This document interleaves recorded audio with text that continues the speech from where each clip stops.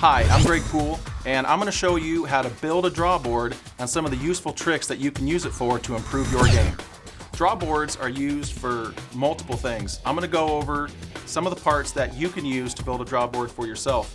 There's a few different things that you can do with a drawboard, that you can add a few different features or use a little bit different material, but I'm just going to go over some of the things that I've chosen to make this particular drawboard out of.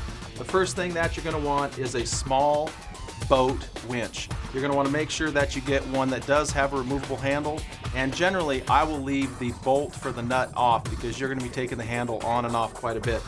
The other is a 6-foot 4x4. You can use a 2x4 if you'd like. As much as I carry mine around in my truck and do some of the other things, I just kind of like the extra rigidity. You can also build one of these straight to your bench if you'd like, by putting the winch and the hook and the tape actually onto a bench. I like mine to be a little bit more portable. The next thing you're going to need is about 8 feet or so of 200-pound minimum poly rope, or whatever kind of rope you choose to use, but I use the polyester rope. 200-pound minimum works real good. Then you're just going to need a socket set. You're going to need some sort of a hook.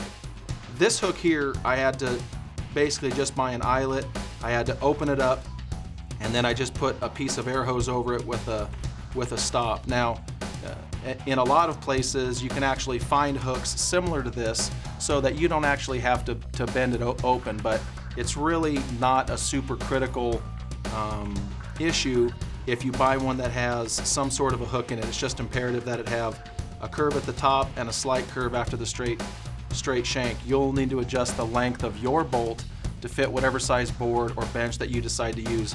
You're also going to need to make a loop that's about 4 inches long, just out of normal D-loop material, just tied into a loop. I use a bow square to measure my distances. We all have bow squares anyway, so it's just one extra additional expense you don't have to buy. The other is going to be a scale. Now, this scale here is just a Hansen 100-pound scale. There's a new scale out called the X-Spot. You can Google it or go to virtually any distributor, any archery distributor, and they'll all have them now. Coffee Marketing has them. There's a lot of places that have them. It's just a $44 X-Spot digital scale. It also has the function where you can do your holding weight. One of the last things you're going to need to get is some double-sided Velcro to put on the end to actually hold the bow from teetering side to side, because we're not pulling the bow from the direct center. When you start to apply that force, it wants to rock to one side. The last thing is a tape measure. Now, all of us have tape measures just laying around, so you can use a broken one, or you can just go down to your local store and buy a 99-cent little tape measure that's next to the cash register. So that's the things we're going to need to get this drawboard put together. I'm going to go ahead and assemble this one, and we'll get started. So I have the parts of this drawboard assembled on the 4x4 that I chose to use. I have the winch and the rope. I have the hook installed on the end of the board. Now, in the next step, installing the tape measure, you want to make sure that you measure from the back of the hook, where the bow is going to contact the hook, out 1 inch. Now, it's not super critical how close you come, but the closer you make that measurement, the closer your final measurements are going to be.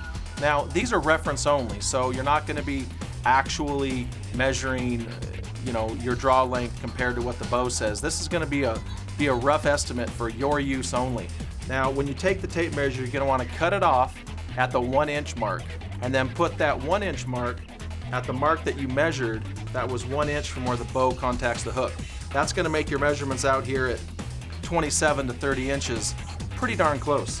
I also have the piece of Velcro that we purchased over here screwed to the side of the drawboard. Now, what this does is this holds the bow from teeter-tottering side to side, because the hook that we've installed, where it touches the bow, is not directly in the middle of the riser all the time. So when the limbs start to pull, it kind of wants to make the bow rock. So this is just simply a safety feature that we put on. So we just barely put it around the bow, and it just kind of holds the bow from teeter-tottering. I have my piece of D-loop material ready.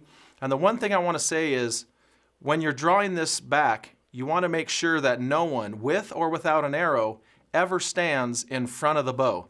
So if you're drawing the bow back here and a friend or a family member comes in, do not let them stand in front of the bow, just for safety's sake. I've never had one fail or blow up, but if it ever did happen, you just want to make sure no one's up there to get hurt. So I'm going to take this Hoyt carbon matrix bow, and I'm going to put it in the drawboard and show you how we draw it back.